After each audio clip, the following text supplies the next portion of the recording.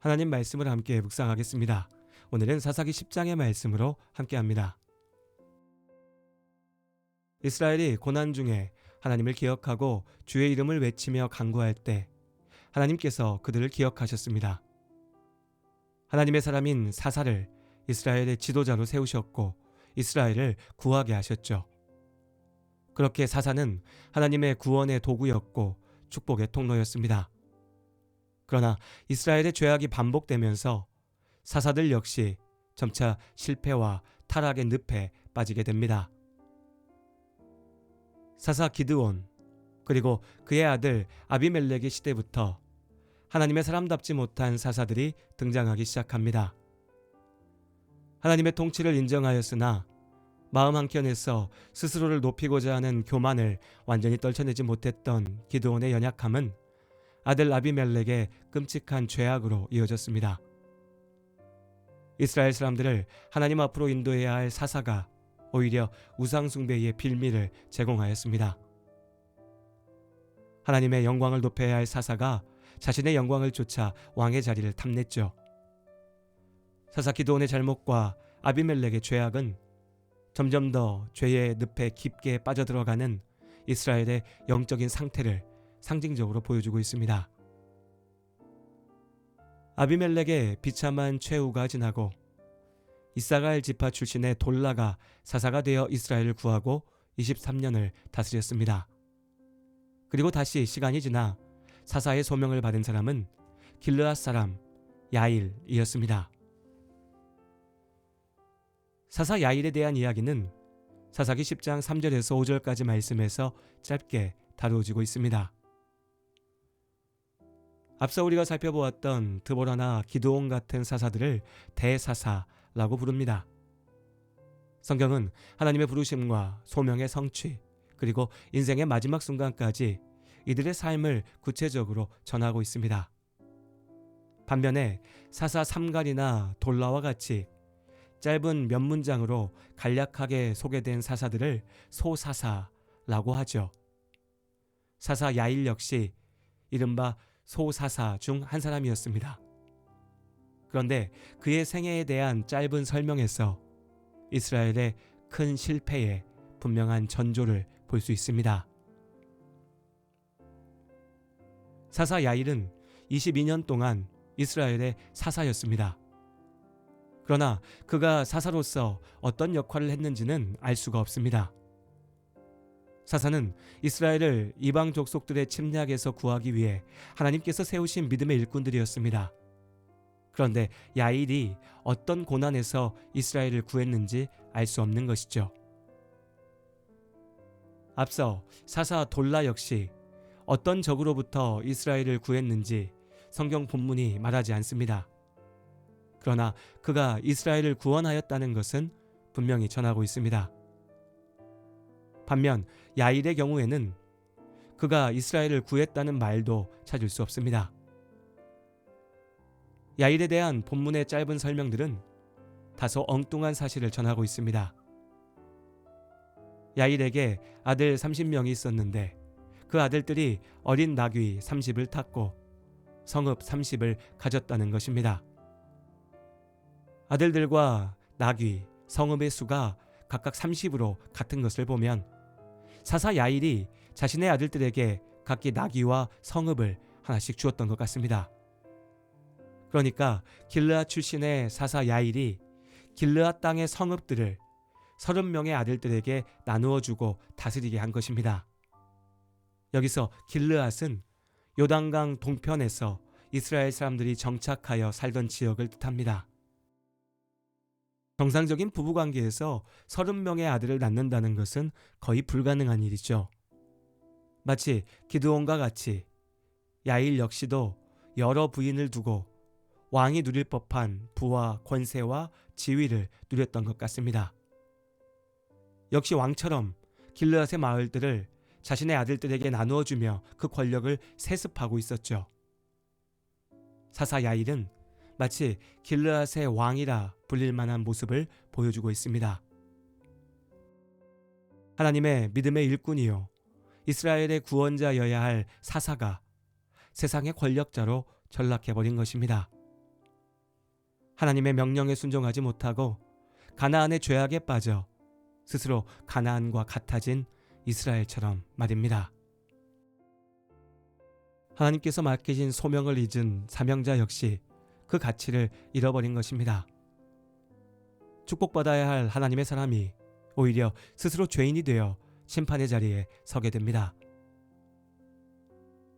하나님께서 우리 각자에게 또 우리의 교회에 맡기신 소명을 기억합니다.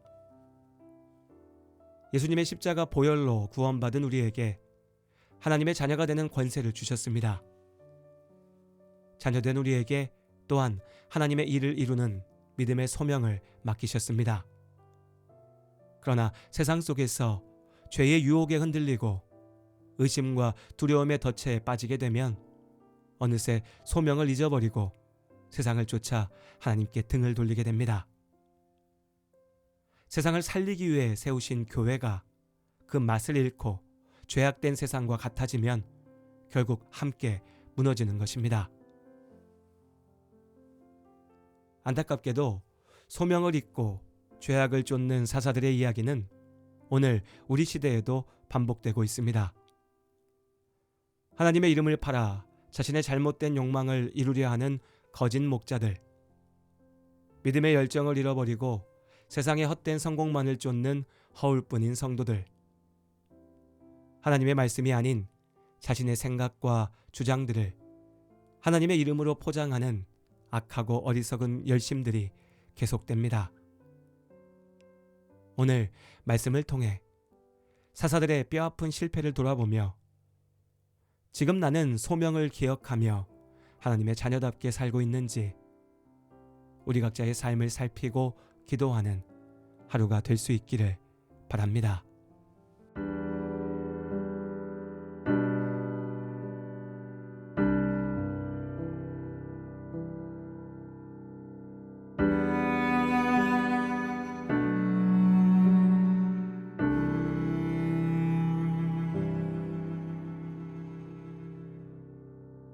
나의 빛이요 나의 구원이시니 내가 누굴 두려워하리요.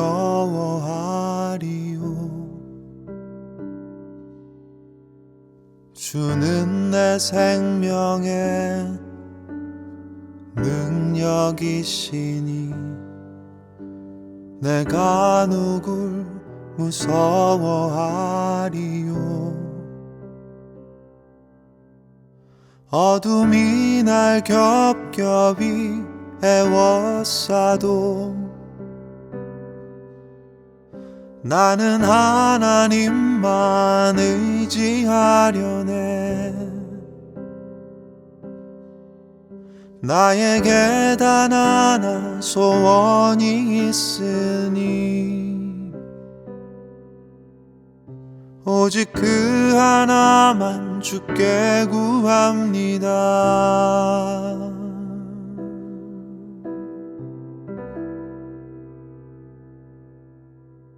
나의 한평생 주의 집에 거하며 주의 자비로 내 숨을 채우며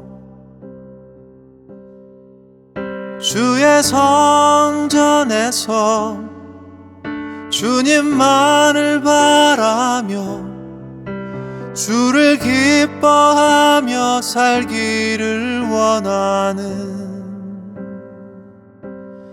그것이라.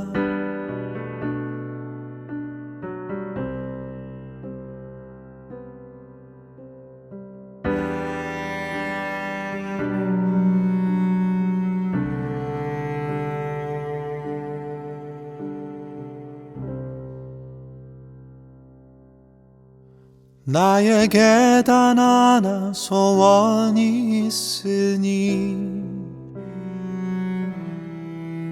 오직 그 하나만 주께 구합니다.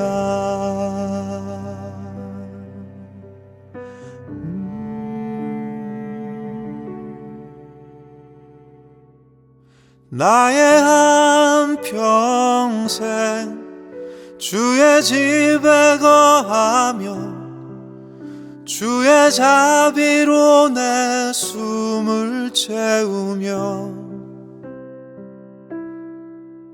주의 성전에서 주님만을 바라며 주를 기뻐하며 살기를 원하니 주의 길을 내게 가르치소서 나를 선한 길로 인도하소서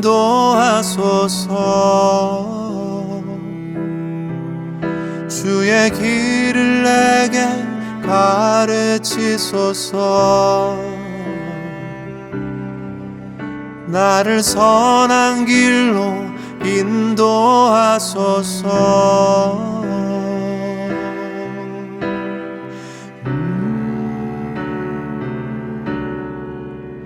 나의 한평생 이 땅에 머물며 나는 주의 선하심을 보리라 주를 바라라 강하고 담대하라 우리 구원이신 주님을 바라라 나의 한평생 주의 집에 거하며 주의 자비로 내 숨을 채우며 주의 성전에서 주님만을 바라며 주를 기뻐하며 살기를 원하는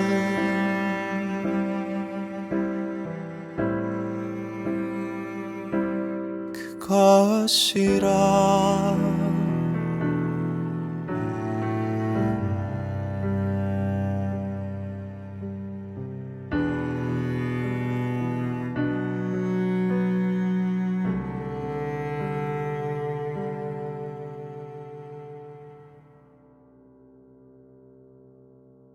주님은 나의 도움이시니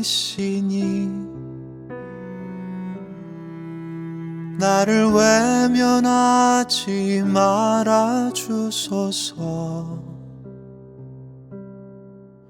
주님은 나를 구원하신 하나님이시니